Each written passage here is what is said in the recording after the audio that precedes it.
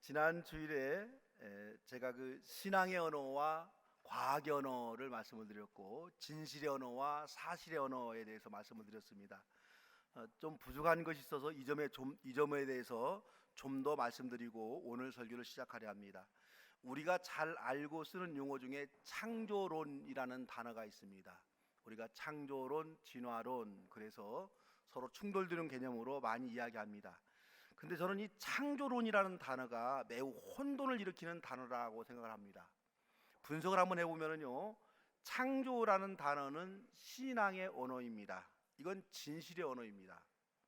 그 뒤에 론이라는 단어는요, 이건 과학의 언어입니다. 사실의 언어죠.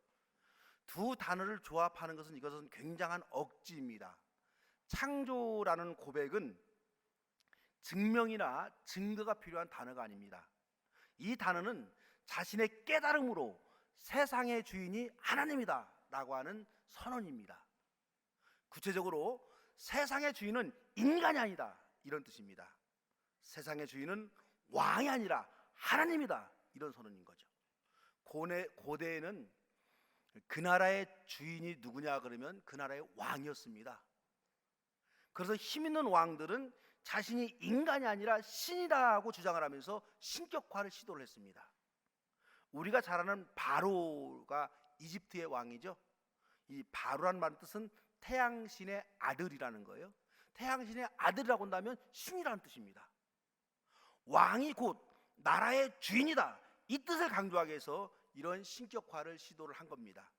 이에 맞서서 이스라엘 선지자들은 이렇게 선포합니다. 아니, 세상의 주인은 세상의 왕이 아니라 하나님이다 이런 고백을 하는 겁니다. 이런 선언이 하나님이 세상을 창조하셨다라고 하는 신앙 고백입니다. 지배자의 입장에서 보면요, 성경은 그래서 무서운 혁명의 책이 됩니다. 지금 중국에서는요, 외국의 선교사들을 모두 내쫓고 있습니다. 시진핑이 자신이 시황제가 되어서 나라의 주인이다 이런 교육을 시켜야 장기적인 독재가 가능합니다. 그런데 제대로 된 선교사들이 성경을 중국인들에게 가르치면 시진핑으로서는 낭패입니다. 왜냐하면 성경은 이 중국의 주인은 시진핑이 아니라 하나님이다 이렇게 선포하고 있기 때문입니다. 이런 선교사들로 인해서 시진핑 우상화는 무너짐을 염려해서 선교사들을 지금 거의 다 유혹 선교사들은 추방하고 있습니다. 그러기에 여러분, 이 창조라는 단어는 과학적으로 증명이 되는 단어가 아니라 깨달음을 얻은 사람들, 기독교 입장에서 봐서는 계시를 받은 사람들, 이런 사람들의 신앙 고백입니다. 이에 반해서 론이라는 말은 과학에 쓰여지는 그런 단어죠. 설이란 뜻인데요, 우리가 천동설, 지동설 할 때 쓰여지는 과학적 용어입니다. 이 론은 증명이 되어야 하고 증거가 있어야 론이 성립이 됩니다. 그래서 과학에서는 하나의 가설이 있으면 그 가설을 증명하기 위해서 실험을 하고 증거를 찾아냅니다. 그래서 그 가설이 입증되면 이 가설은 정설이 되는 거죠. 예를 들어서 우리가 오래전에는 이 아리스토텔레스라고 하는 인류의 스승이 천동설을 주장을 했고 사람들은 이 천동설이 옳다라고 믿었습니다. 그래서 그 당시에는 천동설이 정설이었습니다. 태양과 달과 별이 지구를 중심으로 돈다. 과학이 발달하지 않은 시대에는 이렇게 주장하는 아리스토텔레스의 말을 믿고 천동설을 정설로 여겼습니다. 그 후에 코페르니쿠스가 등장을 해서 지동설을 주장합니다. 지구가 태양을 중심으로 돈다. 이 지동설은요, 이때는 가설이었습니다. 그래서 천동설이 정설, 지동설이 가설. 그 후에 지구가 돈다는 사실이 과학적으로 입증이 되어서 천동설은 폐기되고 지동설이 정설이 되었습니다. 그렇기 때문에 이 진화론이라고 하는 것은 계속해서 가설이 정설이 되고 또 다른 진화의 증거가 나오면 정설이 폐기되고 또 그 가설이 정설로 뒤바뀌면서 발전해온 그런 학문입니다. 그렇기 때문에 진화론은요, 아주 많은 진화의 이론들이 있습니다. 그래서 진화론 하면 진화라는 과학적 단어에 설이라는 과학적 단어가 결합해서 만들어진 겁니다. 하지만 여러분, 창조론은 성립이 안 됩니다. 창조라는 신앙의 단어에 론이라는 과학의 단어를 연결할 수가 없습니다. 그래도 우겨서 쓰는 사람들 때문에 창조론이라는 말이 통용이 됩니다. 그래서 신학계도 과학계도 창조론 하는데요. 이 말은 마치 우리가 일상생활에서 역전압이라는 말을 거리낌 없이 쓰는 것과 같습니다. 역전이라는 말 자체가 역압이다 이 말이죠. 근데 사람들은 역전압 그럽니다. 그럼 뭔 말이에요? 역압 그럽니다. 대단히 이상한데요. 그냥 쓰는 거예요. 그래도 쓰는 사람이 많으니까 통용하긴 하지만 문법적으로 이게 틀린 거죠. 저는 우리 크리스찬들이 신앙의 언어와 과학의 언어를 좀 명확히 알고 창조론이라는 말을 나올 때는 창조론이 아니고 창조라고 해야 맞다는 생각을 오늘은 그리스도인 크리스찬은 어떤 사람인가 하는 점을 생각해 보겠습니다. 그리스도 예수가 누구인가 그게 아니에요. 그건 우리가 이제 예수를 그리스도로 믿는 그리스도인 크리스찬은 어떤 사람인가 이 점을 생각해 보는 겁니다. 오늘 읽은 시편 2장에서는요 이스라엘 백성들을 향해서 너는 내 아들 내가 오늘 너를 낳았다 이렇게 기록해 놓고 있습니다. 여성들은 이 성경을 읽으면서 기분 나빠하지 마시고 여성들이 있을 때는 너는 내 딸 내가 오늘 너를 낳았다 여러분 이렇게 읽어야 됩니다. 참으로 감동적인 말씀입니다. 하나님이 오늘 여기 계신 여러분들에게 말씀하십니다. 너는 내 아들 너는 내 딸 내가 오늘 너를 낳았다 그렇게 말씀하십니다. 이스라엘 백성들은 나라가 작고 힘이 없어서 언제나 주변 국가들에게 침략을 당하며 살아온 서러운 민족입니다. 다윗 시대의 주변국들보다 조금 힘이 셌던 것 빼놓고는 언제나 침탈을 당했습니다. 우리나라와 비슷하죠? 그들은 그 서러운 자신들의 역사 속에서도 언제나 가슴 벅찬 자부심 하나를 가지고 살아오고 있었습니다. 자신들은 절대자 하나님의 백성이다 이런 자부심입니다. 그래서 이 시를 쓴 이 시인은 이 점을 강조합니다. 이스라엘 백성들을 향해서 너희들은 살아계신 하나님의 자녀다 이렇게 선언합니다. 이스라엘 백성들은 비록 주변의 국가들에게 언제나 침탈을 당하고 사는 신세이지만은 살아계신 하나님의 자녀다 이런 긍지를 잃지 않고 살았습니다. 우리가 이 성경을 읽으면서 우리도 이렇게 살아야 돼요. 우리들의 삶의 형편이 자본주의에 살아가면서 궁색하기도 하고 어렵기도 하고 또 어떤 분은 풍요롭게 하지만은 어떤 형편에 처했든가 우리는 살아계신 하나님의 자녀다 이런 자긍심 이런 자부심을 가지고 우리가 살을 수 있어야 됩니다. 이렇게 생각하는 유대인의 역사 속에 예수님이 태어나셨습니다. 예수님은 하나님이 유대인만의 하나님이 아니고 인류의 하나님이심을 선포하셨습니다. 야훼 하나님을 우주적 하나님을 선포하신 예수님, 그 예수님이 죽으시고 부활하셨습니다. 그 후에 이 예수님을 메시아로 믿는 사람들이 등장했습니다. 예수님을 메시아로 믿는 초대교회 성도들은요 자신들의 공동체를 뭐냐면 새 이스라엘 이렇게 말하는 거예요. 유대인들은 자신들만이 하나님의 자녀다 이렇게 여전히 주장합니다. 초대교회는 예수님을 메시아로 믿는 교회가 새 이스라엘이라고 주장합니다. 하나님이 유대인들과 맺은 계약은 뭐냐면 옛 계약, 그래서 구약이죠. 여러분 우리 기독교인들이 구약 성경을 구약이라고 부르지 유대인들은 구약 성경을 구약이라고 안 부릅니다. 하나님은 예수 그리스도 통해서 새로운 계약을 맺었고 이 새 계약 신약이죠. 이 새 계약의 백성들이 초대교회 성도들입니다. 그래서 이 성도들은 초대교회 성도들은 자신들이 살아계신 하나님의 자녀다 이렇게 주장을 합니다. 이런 교회의 주장에 대해서요 유대인들 입장에서는 대단히 기분이 나빴을 것입니다. 이렇게 기분 나쁜 주장을 하는 사람들을 유대인들이요 가만둘 리가 없습니다. 그래서 유대인들은 예루살렘에서 예수 믿는 사람들을 죽이고 교회를 박해하기 시작합니다. 이때 우리가 잘 아는 스데반 집사가 예루살렘에서 순교합니다. 스데반 집사가 순교한 후에 박해를 피해서 많은 성도들이 예루살렘을 떠나서 이곳저곳으로 흩어집니다. 일부 성도들은 안디옥이라는 도시에 도망가서 그곳에서 교회를 세웠습니다. 이 안디옥에 세워진 교회에서요 유대인뿐만 아니라 이방인 즉 유대인이 아닌 다른 나라 사람들도 복음을 받아들이게 됩니다. 그런데 예상외로 안디옥이라는 도시에는요 유대인이 아닌 많은 이방 사람들이 예수 그리스도를 더 잘 믿게 되었습니다. 이 소식을 들은 예루살렘 교회에서 걱정이 생겼습니다. 유대인이 아닌 다른 나라 사람들이 예수를 믿고 교회를 세웠다고 하니 이게 제대로 된 신앙을 가지고나 있을까 걱정이 된 겁니다. 그래서 예루살렘 교회는 바나바라고 하는 예수님의 제자, 12제자는 아니지만 예수님의 제자를 안디옥교로 파송합니다. 바나바는 안디옥교에 머물면서 사도 바울과 함께 이방인들에게 예수 그리스도를 전합니다. 이때 안디옥 교회가 크게 붕원합니다. 이 안디옥 교회 도시 사람들은 안디옥 교회에 다니는 사람들을 그리스도인이라 이렇게 부릅니다. 그러니까 그리스도인이라는 단어가 안디옥 교회에 의해서 처음 생겨나게 된 겁니다. 이제 교인은 유대인들과 완전히 구별된 용어를 사용할 수 있게 되었습니다. 하나님의 백성, 하나님의 자녀 이렇게 말하면요, 유대인을 말하는 것인지 기독교인을 말하는 것인지 구별이 잘 안 됩니다. 그런데 그리스도인이라는 용어가 등장해서 아주 분명해졌습니다. 예수를 그리스도로 믿는 사람들은 그리스도인입니다. 그리스도라는 말은 헬라어죠.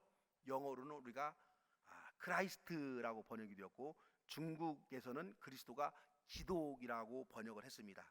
그래서 이 중국의 영향으로 우리는 기독교라고 그렇게 단어를 씁니다. 그래서 히브리어로 메시아, 이 말은 헬라어로 그리스도라는 말로 번역이 되었고, 영어로는 크라이스트로 번역이 되었고, 중국어로는 기독으로 이렇게 번역이 되었습니다. 그래서 이 뜻은 뭐냐면 예수님이 메시아입니다, 이런 뜻입니다. 그리스도인, 기독교인이라는 말은 예수님을 메시아로 믿는 사람들이다, 그런 뜻입니다. 우리는 여러 가지 말을 다 쓰죠. 그리스도인, 영어로는 크리스찬, 우리 기독교인 다 같은 뜻인데 저는 크리스찬이라는 단어가 말이 좋아서 크리스찬이라는 단어를 많이 씁니다. 크리스찬이라고 불리는 사람은요, 적어도 세 가지가 삶에서 드러나야 됩니다. 첫째로요, 예수님을 통해서 하나님을 이해하는 눈이 있어야 크리스찬이다, 이렇게 말할 수가 있습니다. 예수 안에서 하나님과 만나는 사람이 그리스도인 크리스찬입니다.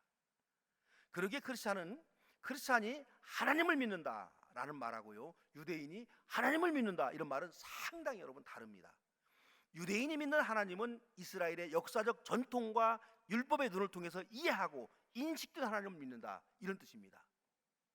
예를 들어서 유대인들은요, 할례를 받아야 하고 구약의 율법을 지켜야 하고 유대의 혈통을 가지고 있어야 하나님의 자녀, 구원의 백성이 된다, 이리 말합니다. 지금도 유대인들은 하나님이 선택하신 유일한 하나님의 백성은 율법을 철저히 지키며 살아가는 유대 혈통뿐이다, 이렇게 주장합니다. 이런 유대인들의 주장에 대해서 예수님은 상당히 다르게 주장합니다. 유대인의 혈통을 가지고 있어야 구원의 백성이 되는 것이 아닙니다. 믿음으로 구원의 백성이 된다라고 예수님은 말씀하십니다. 유대인들이 생명을 걸고 지켜온 안식일은 안식일을 위한 안식일이 아니라 사람을 위한 안식이다, 예수님 주장합니다. 예수님이 안식일에 철저히 금하고 있는 노동과 의료 행위를 할지라도 사람을 살리는 경우에는요, 서슴지 않고 실행합니다. 성전에서 양과 염소를 파는 유대인들에게 합법적인 성거리의 행위입니다. 이 합법적인 성거리 행위를 아버지의 집을 도둑놈의 소굴로 만들었다라고 예수님 비난하고 채찍을 휘둘러서 둘러엎습니다. 이것이 유대인의 전통과 율법을 해석하는 예수님의 시각입니다. 이러한 시각으로 하나님을 믿고 율법을 이해하는 사람들이 바로 크리스찬들입니다. 유대인들은요, 언약의 백성인 표시로 할례를 행합니다. 크리스찬들은 할례를 대신해서 세례를 베풉니다. 율법이 아니라 믿음을 통해서 구원을 얻는다는 예수님의 주장에서 근거해서 세례를 줍니다. 유대인들은 지금도 철저히 토요일을 하나님의 날로 정하고 안식일로 지킵니다. 하지만 크리스찬들은 예수님이 부활하신 안식일 다음 날, 토요일 다음 날이니까 일요일이죠, 이 날을 주일날로 정하고 예배합니다. 주의 날, 주일날은 쉼을 상징하는 안식의 개념을 넘어서서 죽음에서 부활을 축하하는 축제의 날로 그렇게 우리가 주일을 지킵니다. 이와 같이 크리스찬은요, 예수님을 통해서 하나님을 이해하고 믿는 사람입니다. 예수라는 창문을 통해서 하나님을 인식하고 바라보는 사람, 이런 사람이 크리스찬입니다. 우리가 잘 아는 마하트마 간디라는 분이 있습니다. 우리가 인도의 성자다, 그렇게 우리 말하죠. 마하트마 간디는 예수님을 아주 사랑한 사람이고 인정한 사람입니다. 크리스찬보다도 더 예수님이 부탁하신 사랑의 삶을 재현하며 살아간 사람입니다. 간디는 아주 인간적인 삶을 살았지만은 크리스찬이다, 이렇게 말하지는 않습니다. 간디는 훌륭한 종교인이고 성자라는 칭호를 받은 인류의 어른이지만은 그리스도인, 크리스찬이다, 이렇게 부르지는 않습니다. 왜냐하면 간디는 예수님을 통해서 하나님을 이해하지 아니했기 때문입니다. 예수의 신앙과 정신으로 자신의 삶을 살아간 분이 아니시기 때문에 훌륭한 성자다 이렇게 우리가 말은 하지만은요, 또 후배들에게 귀감이 될 만한 아름다운 삶을 살았다 이렇게 말은 하지만 크리스찬이다 그 말은 아닙니다. 그렇다고 크리스찬이 아니기 때문에 간디가 지옥 같다 이런 말 여러분 아니에요. 누구를 향해서 우리가 천당 같다 지옥 같다 이런 판단을 해서는 안 됩니다. 그분은 하나님의 판단을 받으시지 우리의 판단을 받지 않으십니다. 이렇게 그리스도인은 예수님의 눈으로 하나님을 이해하고 성경을 해석하고 세상을 바라보는 사람들, 이런 사람들이 바로 크리스찬입니다. 두 번째로 여러분, 크리스찬은요 변화된 사람입니다. 한 번 변화로 끝나지 아니하고 날마다 변화하는 사람이 크리스찬입니다. 예수님이 맨 처음에 공생애를 시작하기 전에 세례를 받았습니다. 예수님이 새로운 사람으로 변화되어서 공생애를 시작했다 이런 뜻입니다. 그래서 우리가 이 예수님은 자신을 혁명한 사람, 예수님은 끊임없이 자기 변혁, 자기 갱신의 삶을 사는 사람, 이런 사람으로 봅니다. 예수님은 언제나 하나님과 막힌담이 없이 소통하는 사람이었습니다. 사람들은 세상 문제가 다른 사람에게 있다고 늘 생각합니다. 세상이 잘못되어서 지금의 이런 문제가 있다고 발생하고 있다고 봅니다. 하지만 예수님은 세상보다도 인간이 문제다 이런 말합니다. 인간이 바뀌고 변화되면 세상의 문제는 바로 잡아질 것으로 예수님은 봅니다. 그래서 예수님은 인간혁명, 그 중에서도 자기혁명, 자기 개혁의 삶을 살았습니다. 그러므로 여러분, 크리스찬은 나 자신을 먼저 개혁한 사람입니다. 나 자신을 먼저 개혁한 사람. 성경에서는 거듭났다 이렇게 표현하죠. 다시 태어났다는 말이고 새로운 사람이 되었다 이런 말입니다. 교회는 새로운 사람이 되었다고 인정할 때 그 사람에게 세를 베풉니다. 그러기에 크리스찬은 새로 태어난 사람, 변화된 사람입니다. 언제나 자기 자신을 개혁하는 일에 최선을 다하는 사람이고, 이렇게 변화된 사람, 자기 자신을 개혁하면서 살아가는 사람이 크리스찬, 그리스도인 이렇게 말할 수가 있습니다. 지금 우리 조국이라는 사람 때문에 오랫동안 매우 혼란스럽습니다. 저는 우리 사회가 한 사람을 단죄하는 일에 이렇게 열심인가 하는 점에서 집단적 광기를 좀 봅니다. 예수님은 아마 이런 말씀 하실 거예요. 죄 없는 자가 돌로 치라.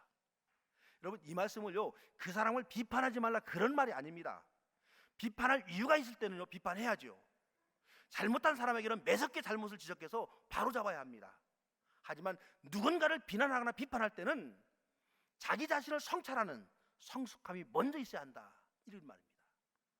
이 말은 여러분, 가늠하다 잡혀온 여인에게 돌을 치르는 사람들에게 예수님이 한 말이죠. 가늠하다 잡혀온 여인에게 돌로 치르는 사람에게 예수님이 묻습니다. 야, 간음이라고 하는 것은 혼자 하는 범죄가 아니고 둘이 저지르는 범죄인데 남자는 어디 갔냐? 힘 있는 남자는 뒤로 빼주고 힘없는 여자만 끌고 와서 간음죄를 지었다고 온갖 비난하면서 돌을 치려고 하는 너희들이 정당한가? 무서운 질문이죠. 너희들은 강자에게는 말 한마디 못하고 약자에게는 무섭게 이빨을 드러내고 있지 않느냐? 너희 중에 너희 자신을 돌아보고서 하나님 앞에서 죄 없다라고 자신할 수 있는 사람, 그 사람 있으면 돌을 들어서 이 여인을 치라. 예수님의 칼날 같은 지적입니다. 우리 사회는 한때 저놈 빨갱이네 하면 온 언론들이 몰려가서 돌을 던졌습니다. 그래서 사형 판결을 받고 형장에 이슬로 사는 사람도 있습니다. 그런데 몇십 년 후에 빨갱이가 아닌 것으로 법정에서 드러났습니다. 그때 재판한 사람은 물론 같이 돌을 던진 사람들은 단 한 사람도 죄송하다고 반성한 사람이 없습니다. 한때 고 노무현 대통령에게 집요하게 돌을 던집니다. 노무현 대통령은 그 돌을 피하지 않고 죽음으로 맞섰습니다. 자신들이 던진 돌에 맞아 노무현 대통령이 죽자 돌에 먼진 사람들은 멋쓰게집니다. 하지만 단 한 사람도 자신들이 성급했노라, 자신들이 가짜뉴스에 기조해서 글을 썼노라 이렇게 고백하는 사람이 없습니다. 공직자가 되려는 사람은 더 청빈하고 더 깨끗하고 더 진실해야 된다고 봅니다. 하지만 그 사람에게 완벽을 요구하며 돌을 던지는 사람들은 자신들도 좀 성찰하면서 돌을 던져야 합니다. 나는 정직하고 깨끗한가? 남을 판단하는 위치에 있는 사람은 자신을 더 후벼 팔 수 있어야 됩니다. 우리나라가 법무부 장관이 누구냐에 따라서 여러분 크게 달라지지 않을 것이라고 봅니다. 조국 씨가 법무부 장관이 되면 남북 문제가 해결되고 북미 문제가 해결되고 남한과 일본의 이 경제 문제가 해결되고 그럴 거 아닐 거예요. 또 법무부 장관이 안 되면 뭐 큰일 나거나 그런 나라는 우리가 이미 아닙니다. 적어도 이만큼 살게 된 나라, 민주화가 된 나라에서는 타인을 정죄할 때 집단으로 몰려가 돌을 던지기 전에 자신을 먼저 성찰할 수 있는 그런 성숙함이 있어야 됩니다. 조국 씨 딸 이력서에 흠이 있다고 집요하게 괴롭히던 장제원이라는 국회의원 아들이 어제 만취되어서 음주한다가 사고 냈다라는 기사가 떴습니다. 면허 취소 수준의 만취 음주 운전이라고 합니다. 여러분, 그래서 우리 선조들의 이야기 참 우리가 이 지혜로운 이야기라 생각을 하고 잘 기억해야 돼요. 저는 우리 성경에서도 지혜를 배우지만 우리 선조들에게서 지혜를 봅니다. 제가 어렸을 때부터 늘 들어온 우리 선조들의 이야기는 뭐냐면 남의 자식 얘기 함부로 하는 거 아닙니다 라고 해요. 여러분 그러죠? 우리 선조들은 그랬어요. 남의 자식 얘기 함부로 하는 거 아닙니다. 제가 자식 키워보니까는요, 우리 자식도 얼로 튈 줄 몰라요. 남의 자식 얘기 함부로 하는 사람이 이게 얼마나 어리석은 사람들인가. 어른들 세계에서 해결해야 될 일을 애들을 세워놓고 칼질하는 걸 보면서 우리 사회가 참 미쳤다 생각 들어요. 여러분, 우리가 예전에요, 아이 싸움이 어른 된다 이런 말 들어봤죠? 거꾸로 됐어요. 어른 싸움이 아이 싸움 됐어요. 이게 우리가 살아가는 수준 없는 사회입니다. 여러분, 크리스찬은 항상 자신을 돌아볼 줄 알아야 돼요. 나는 완전한가? 나는 반성할 것이 없는가? 여러분, 완전한 인간이 어디가 있습니까? 그래서 날마다 성찰하고 날마다 다시 태어나고 날마다 나를 죽이는 사람, 이런 사람이 크리스찬입니다. 그래서 사도 바울은 이런 고백을 합니다. 나는 날마다 죽노라. 나는 날마다 죽는다. 이 말은 뭐냐면 나는 날마다 새롭게 산다, 이런 말입니다. 그래서 여러분, 새롭게 날마다 사는 사람이 크리스찬이다. 세 번째로요, 여러분, 크리스찬이라고 하는 사람은 예수의 향기가 나는 사람입니다. 기독교는 전도하는 종교입니다. 전도 선교라고 하는 것은요, 때로는 교회 없는 곳에 찾아가서 순교적 자세로 교회를 세우는 것을 말합니다. 그래서 전도의 기본은 뭐냐면 예수님의 향기를 주변 사람들에게 풍기는 것, 이게 바로 이 전도입니다. 사람들은 예수 향기에 도취되어서 교회에 모이게 됩니다. 말로도 예수님의 향기가 풍겨나고 행동으로도 예수님의 향기가 풍겨납니다. 삶으로도 예수님의 향기를 우리가 풍겨낼 수가 있습니다. 인격으로도 예수님의 향기를 사람들은 맡을 수가 있습니다. 그래서 여러분, 기독교를 상징하는 꽃이 뭐냐 그러면 백합화죠. 백합화. 그것도 가시밭의 백합화입니다. 가시밭에 핀 백합화는 바람이 불면 꽃이 다 찢겨집니다. 근데 그 찢겨진 백합꽃에서 더 진한 향기가 풍겨납니다. 이 향기는 자신을 찢은 바람을 타고 더 멀리 날아갑니다. 예수님의 향기는 고난 속에서 더 진하게 풍기는 향내입니다. 안디옥이라는 도시에서요, 안디옥 교인들이 자신들 스스로 그리스도인이다 이렇게 안 했어요. 안디옥 도시에서 교회에 안 다니는 사람들이 다니는 사람들에게 그리스도인이다 이름을 붙여준 겁니다. 그래서 오늘 본문에 보면은 그리스도인이라 불리게 되었다, 불렸다는 거예요. 이 말은 안디옥 교회에 다니는 사람들에게는 예수 그리스도의 냄새가 났다는 의미입니다. 예수의 냄새가 풍긴다, 그런 의미에서 그리스도인 이렇게 말한 겁니다. 어떤 분들은 예수의 향기가 포마드인 줄 알고 머리에 기름 잔뜩 바르고 깔끔하게 양복 입고 근엄한 표정 짓고 굵은 목소리로 말하기도 하는데 이건 예수의 향기하고 상관이 없습니다. 예수님의 향기는 내면에서 나는 향기입니다. 예수님의 향기는 인격에서 풍기는 향기입니다. 예수님의 향기는 정신 영혼에서 맡을 수 있는 그런 향내입니다. 그러므로 크리스찬인 저와 여러분이 가 있는 자리에서는 적어도 예수의 냄새가 나야 돼요. 예수님의 향기가 나야 됩니다. 그래야 주변 사람들이 그 향기를 맡고 예수님에게 다가올 수가 있습니다. 이번 주간은 설 명절이 있는 그런 주간, 미안합니다. 추석 명절이 있는 그런 주간입니다. 우리가 많은 사람들을 만나게 될 텐데 내가 만나는 그 사람들에게서 진하든 혹은 약하든 예수의 향기를 풍겨낼 수 있어야 됩니다.